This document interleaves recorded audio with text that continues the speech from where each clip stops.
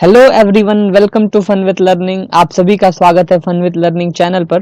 तो इस वीडियो में हम जानेंगे कि अभी जो वैकेंसी निकाली गई है Motilal Nehru national institute of technology के द्वारा, उनके बारे में हम डिटेल में जानेंगे, उनके डिटेल इन्फॉर्मेशन को पढ़ेंगे। क्या एलिजिबिलिटी कंडीशंस है, कितने फॉर्म फीस हैं, कब से कब तक फॉर्म भरना है, क्या विधि है फॉर्म भरने का, और कितनी सैलरी है, कितने पोस्ट्स हैं, कितनी सीट्स हैं, किन किन कैटेगरी के लिए सीट्स हैं, किन किन पोस्ट पर सीट्स हैं उन कैटेगरी के लिए। तो इन सभी चीजों के बारे में हम डिटेल में जानेंगे। हमारे साथ बने रहिए अंत तक। तो चलिए देखते हैं। इस इंस्टीट्यूट द्वारा दो तरह का एडवर्टीजमेंट दिया गया था। पहला तो न्यूज़पेपर के थ्रू, जो कि आप हमारे स्क्रीन पर देख पा रहे हैं। इसमें ये इंग्लिश में लिखा हुआ है कि एप्लीकेशन जो है निकाला गया, जिसमें हर एक वो सुटेबल भारतीय को आमंत्रण दिए हैं, आप इन पोस्ट पर आए, अप्लाई करें। और इनका जो रिक्रूटमेंट डायरेक्ट रिक्रूटमेंट हो सकता है, डेप्यूटेशन बेसिस पे हो सकता है, और कॉन्ट्रैक्ट बेसिस पे भी हो सकता है। इसके रिगार्डिंग आपको सारी जानकारी इस वेबसाइट पर मिलेगी www.mnnit.ac.in।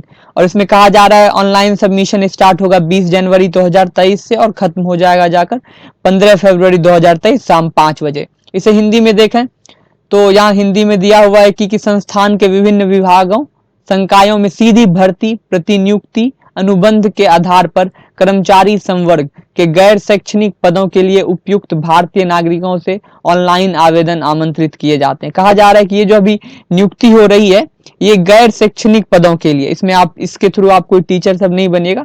जितने भी क्लरिकल टाइप के जॉब होते हैं उन सब के लिए आप होंगे, लैब टेक्नीशियंस, ये जितने भी इस टाइप के जॉब होते हैं। इसके रिगार्डिंग आपको इंफॉर्मेशन इस वेबसाइट पे मिलेगी। फॉर्म भरने की तिथि जो है, शुरुआत तिथि है 20 जनवरी 2023 और अंत तिथि है 15 फरवरी 2023 शाम 5:30 बजे।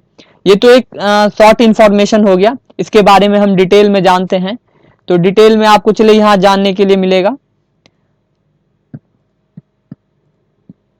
ये देखिए, ये एडवर्टीजमेंट है, ऑफिशियल एडवर्टीजमेंट MNNIT के द्वारा निकाला गया। Motilal Nehru national institute of technology Allahabad, आप यहाँ देख पा रहे होंगे, जो कि उत्तर प्रदेश प्रयागराज में है।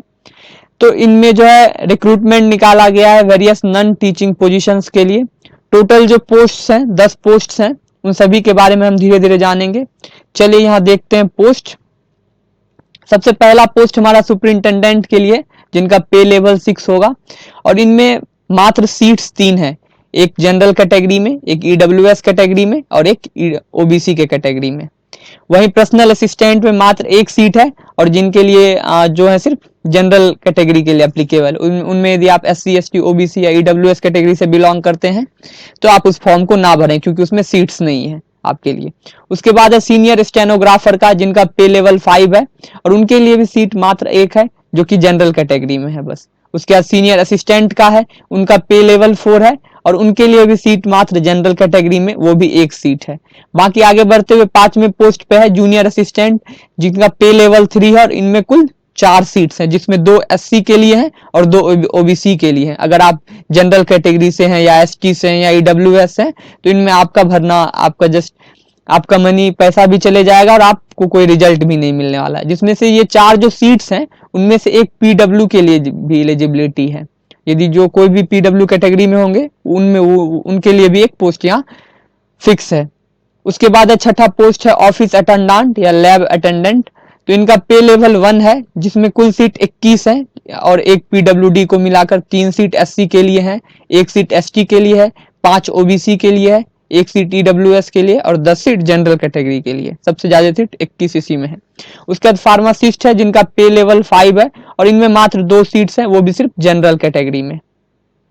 आगे बढ़ते हैं टेक्निकल असिस्टेंट। इसमें 20 पोस्ट हैं, लेकिन ये वेरियस डिपार्टमेंट में, जैसे बायोटेक में है, केमिस्ट्री में है, और भी मैथ्स में है, फिजिक्स में है, और भी बाकी सारे कोर्स में लिखे हुए हैं। ये भी कोई सब्जेक्ट होगा। जो टेक्निकल असिस्टेंट बनना चाहते हैं उन्हें इनके बारे में जानकारी जरूर होगी। उनका पे लेवल 6 है, और इनमें भी पोस्ट कितने हैं, 20 हैं, जिसमें से 3 पोस्ट जो है SC के लिए है, 2 पोस्ट ST के लिए है, 6 पोस्ट OBC, 3 EWS और 6 जनरल के लिए।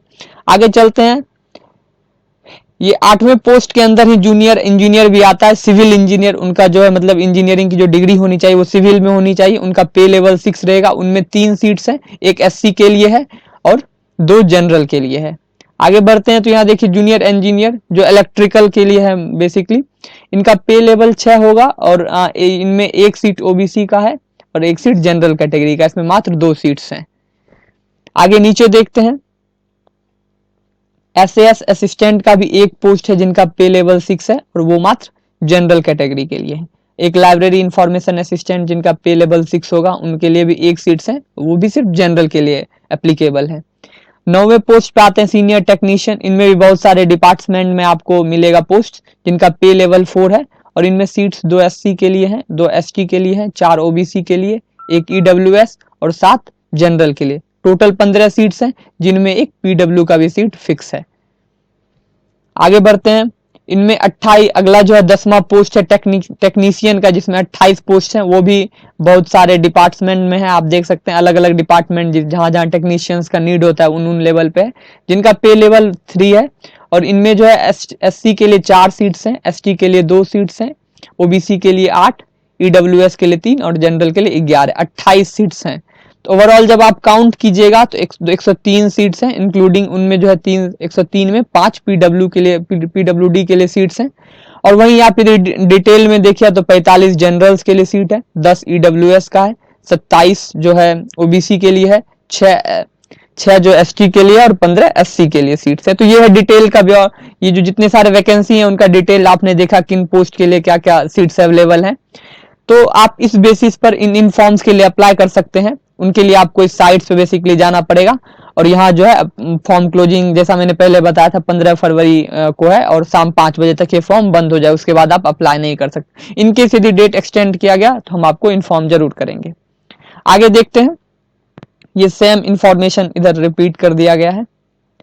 इनमें देखिए अब ये जो क्वालिफिकेशंस जो है इन सभी चीजों के बारे में अब हम आगे जानेंगे, जो कि वेरियस एनेक्सर में दिया हुआ है, जो नीचे डिस्कस किया हुआ है, और इनके बारे में हम इनके साइट्स पे भी रिक्रूटमेंट रूल्स में भी जाकर देख सकते हैं। लेकिन चलिए हम आपको यही बता देते हैं, आपको कहीं जाने की जरूरत नहीं है।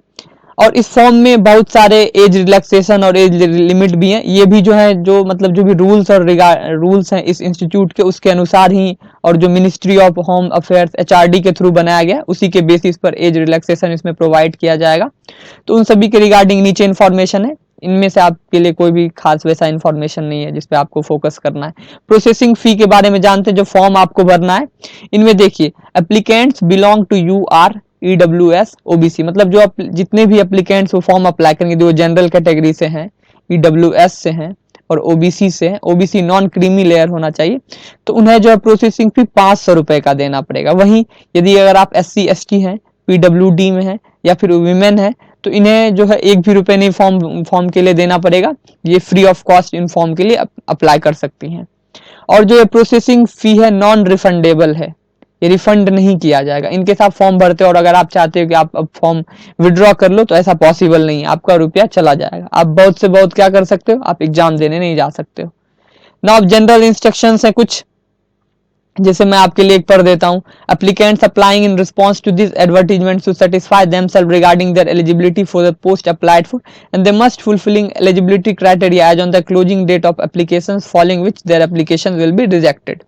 कहा जा रहा है कि ये जितने भी एप्लीकेंट्स जो अप्लाई करेंगे ये इस इंफॉर्मेशन को अच्छी तरीके से देख लें और अभी जानकारी ले लें कि वो इस पोस्ट के लिए एलिजिबल है या नहीं। इनमें ना जैसे आपके पास कुछ डॉक्यूमेंट्स होंगे तो इनमें उन डॉक्यूमेंट्स के रिगार्डिंग कुछ रूल्स लिखे हैं कि इतने से इतने तक होना चाहिए, आपका एज इतने इस तारीख को 28 साल 25 साल होना चाहिए, इससे ज़्यादा नहीं होना चाहिए, इससे कम नहीं होना चाहिए। तो इन सभी रूल्स को आपको देख लेना। अगर लेटर ऑन आप ये ऐसा देखा जाता है कि आपने कोई ऐसा एलिजिबिलिटी क्राइटेरिया जो आप फुलफिल नहीं करते हैं बट आपने फॉर्म भर दिया, आपने एग्जाम क्लियर कर लिया, तो आपका तभी कैंडिडेचर कैंसिल कर दिया जाएगा। इसी तरह के कुछ नॉर्मल सब इंफॉर्मेशन है।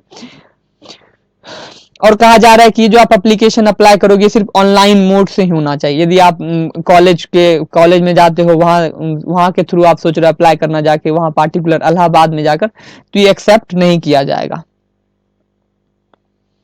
आगे चलिए देखते हैं, इसी तरह का कुछ इंफॉर्मेशन इसमें दिया हुआ है। और हाँ, अगर आप किसी जॉब में है, government, semi government, autonomous bodies, PSUs, PSBs, PSCs, मतलब किसी भी तरह के जगह पे आप जॉब कर रहे हैं और अगर आप ये फॉर्म भरना चाह रहे हैं तो should send their applications either through proper channel और should furnish a no objection certificate. कहने का अर्थ यह है कि अगर आप ये फॉर्म भरना चाह रहे हो और आप किसी जॉब में, गवर्नमेंट, सेमी गवर्नमेंट या ऑटोनोमस बॉडीज में, तो आपको वहाँ एक प्रॉपर चैनल के थ्रू भेजना। प्रॉपर चैनल कहने का मतलब है कि देखिए, आपके फॉर्म भरने से किसी को ऑब्जेक्शन होगा, जैसे आप जिस भी इंस्टीट्यूट से रिलेटेड है, तो वहाँ से आपको नो ऑब्जेक्शन सर्टिफिकेट शो करना पड़ेगा। सपोज कीजिए मैं अभी फिलहाल किसी डिपार्टमेंट में काम कर रहा हूँ, किसी सरकारी डिपार्टमेंट में, बट अब मैं चाहता हूँ कि मैं इस कॉलेज में मतलब इस पार्टिकुलर पोस्ट के लिए फॉर्म भरूँ और एग्जाम दूँ, तो उसके लिए आपको ये सर्टिफिकेट शो करना पड़ेगा। यह बहुत ही जरूरी होता है, ताकि ये कॉलेज इस तरह से मतलब एक तरह से कॉपरेशन है बहुत सारे इंस्टीट्यूट के बीच में, कि अगर आपका कोई बंदा कहीं और फॉर्म भरने जा रहा है, तो वहाँ आपको ये शो करना पड़ेगा। आप ही खुद कॉलेज में यदि कहीं कॉलेज करते करते अगर आप जॉब करना चाहते हैं, तो कंपनी वहाँ क्या करती है, नो ऑब्जेक्शन सर्टिफिकेट डिमांड करती है, इसलिए क्योंकि बाद में कोई भी प्रॉब्लम फेस नहीं करना पड़े। आगे बढ़ते हैं। हाँ, और ये बोल रहा है अगर आज से सपोज की जब रिजल्ट आ गया, आपने क्लियर कर लिया, अब आप एट लास्ट स्टेज पे हो, तो आपको सारा ओरिजिनल डॉक्यूमेंट्स शो करना पड़ेगा। जो भी आज आप अप्लाई करने के टाइम इस पे अपलोड कर रहे होंगे, सेम ओरिजिनल डॉक्यूमेंट्स आपको वहां भी शो करना पड़ेगा। और यह बोला जा रहा है कि applicants are advise to visit regularly to the college sites और द इंस्टीट्यूट साइट्स।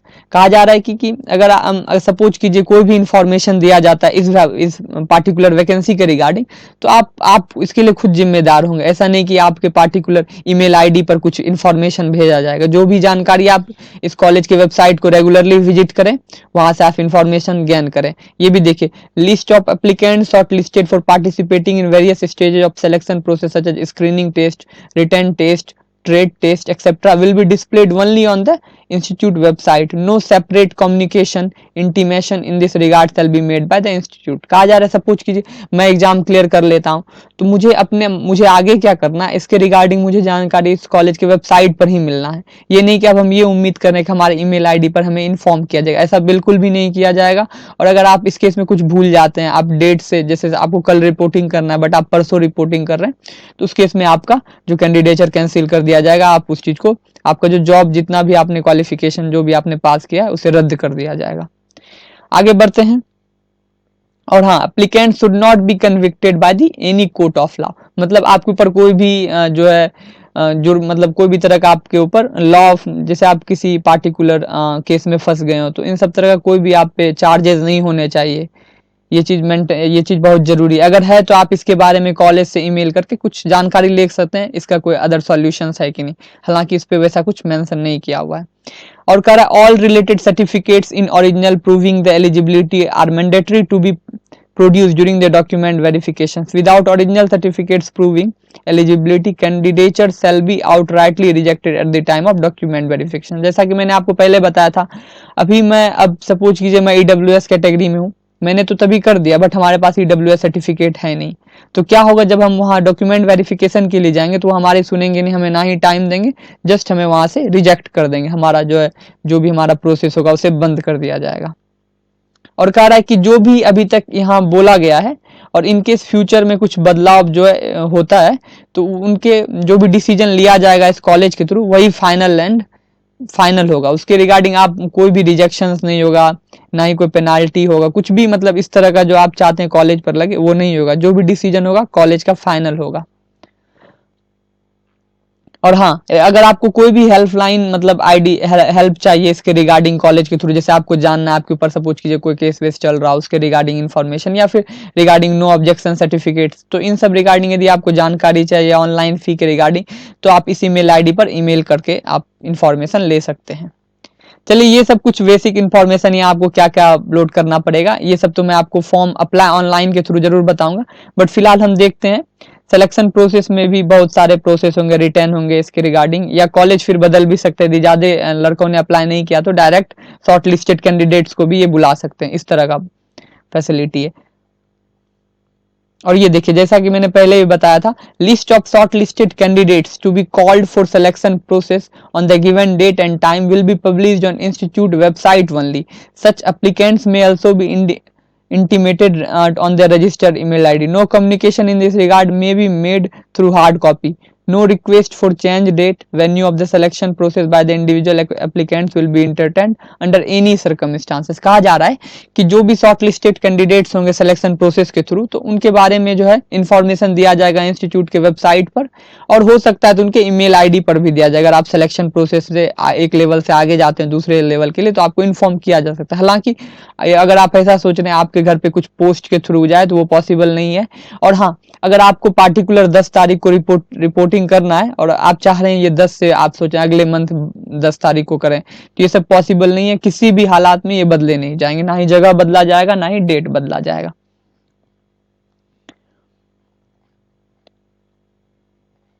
अब चलिए आगे देखते हैं हर पोस्ट के बारे में।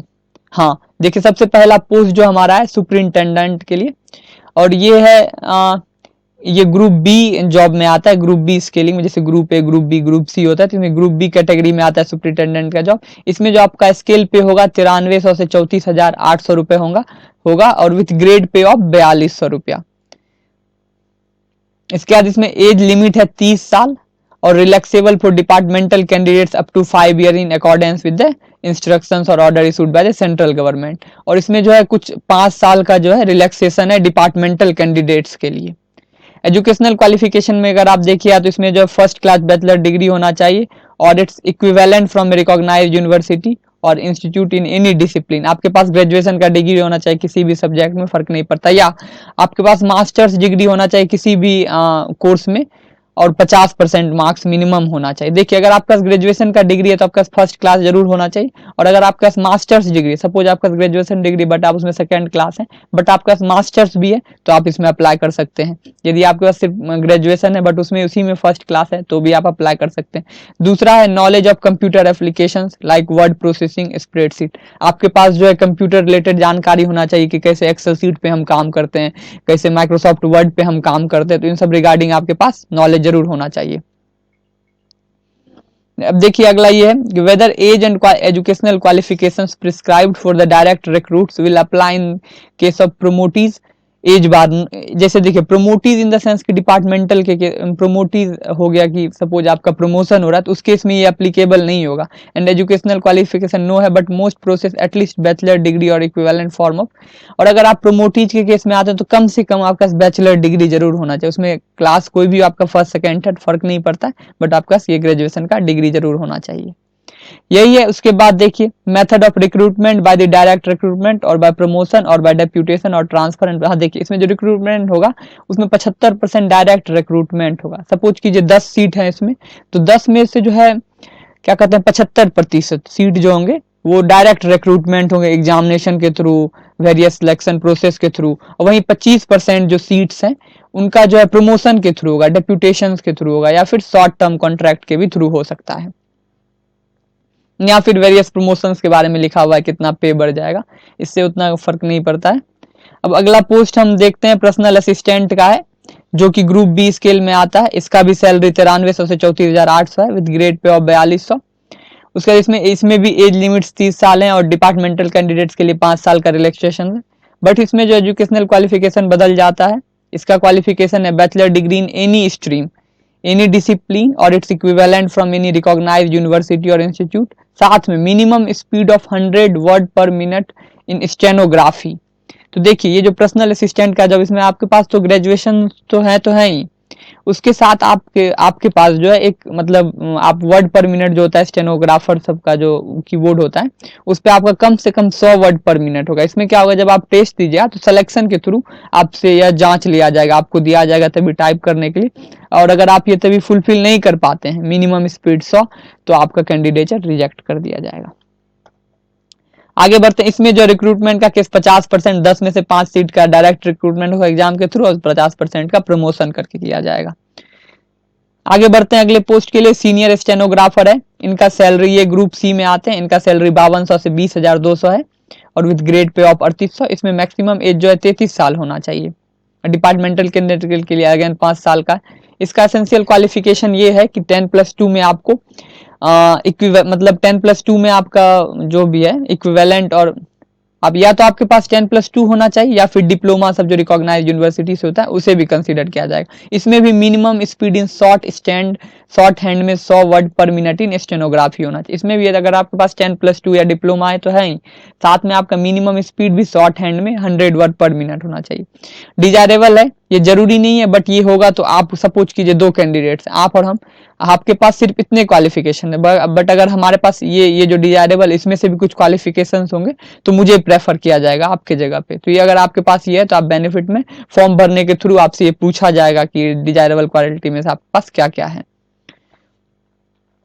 इसमें भी 50% प्रमोशन के थ्रू होंगे और 50% डायरेक्ट रिक्रूटमेंट के थ्रू।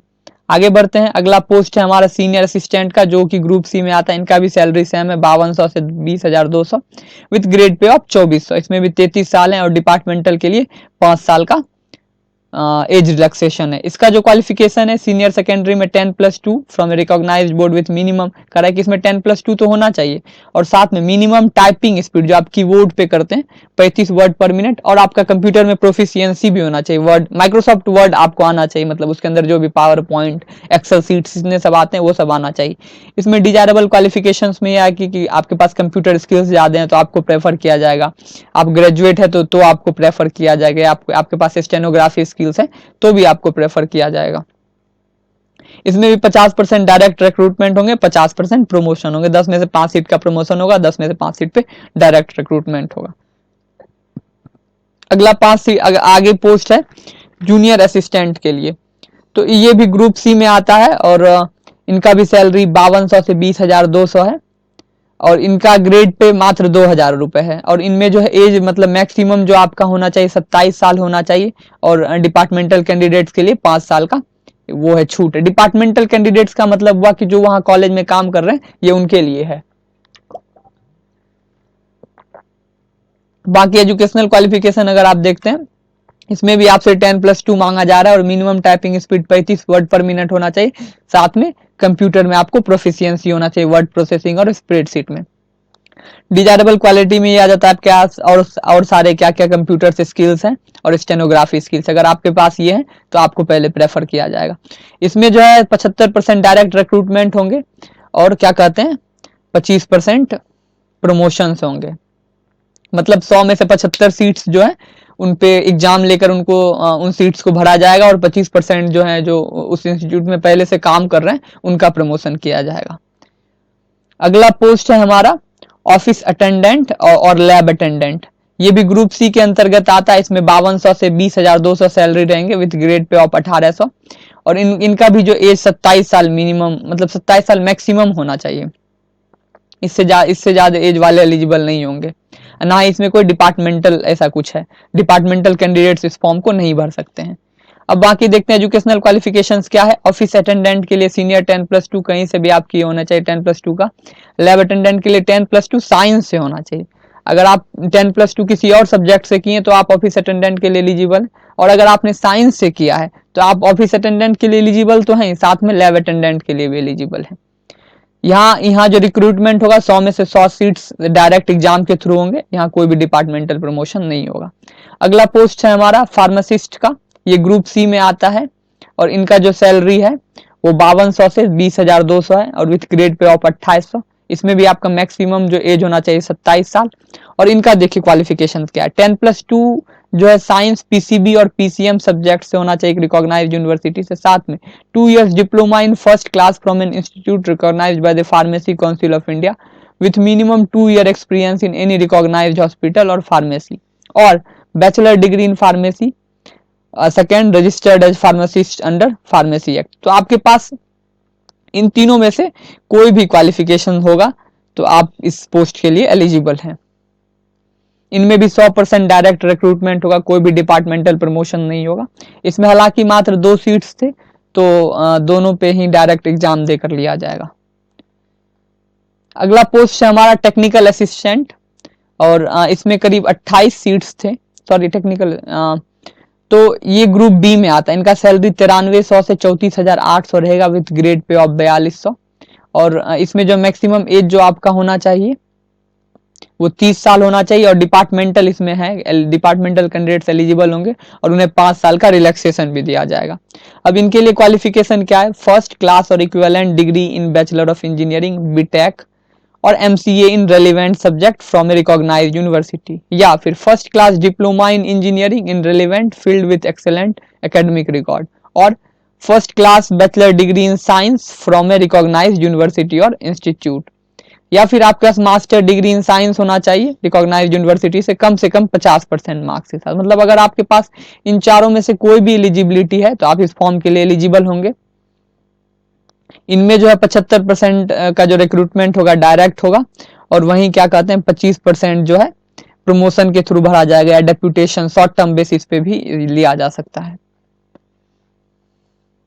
अगला है पोस्ट जो है हमारा जूनियर इंजीनियर, एसएएस असिस्टेंट या लाइब्रेरियन इंफॉर्मेशन असिस्टेंट। तो ये ग्रुप बी में आता है। इनका भी सैलरी जो रहेगा 9300 से 34,800 रुपए, ग्रेड 4200 के साथ, और मैक्सिमम एज जो होना चाहिए 30 साल। यहाँ जूनियर इंजीनियर के लिए जो क्वालिफिकेशन होना चाहिए, educational qualification, first class bachelor of engineering oblique B Tech in civil और electrical engineering from a recognised university और इंस्टीट्यूट, या फिर first class diploma in civil और electrical engineering with excellent academic record. और एसएएस असिस्टेंट के लिए qualification है कि बैचलर डिग्री में आपका फर्स्ट क्लास होना चाहिए इन फिजिकल एजुकेशन। यहाँ देख लीजिए, आपका ग्रेजुएशन का डिग्री ही नहीं मायने रखेगा, ग्रेजुएशन का डिग्री तो होना चाहिए फर्स्ट क्लास से, वो भी फिजिकल एजुकेशन सब्जेक्ट में। सेकेंड ये है कि strong record of participation in sports and sports, drama, music, film, painting, photography, journalism, event management और other student event management activities during the college university studies.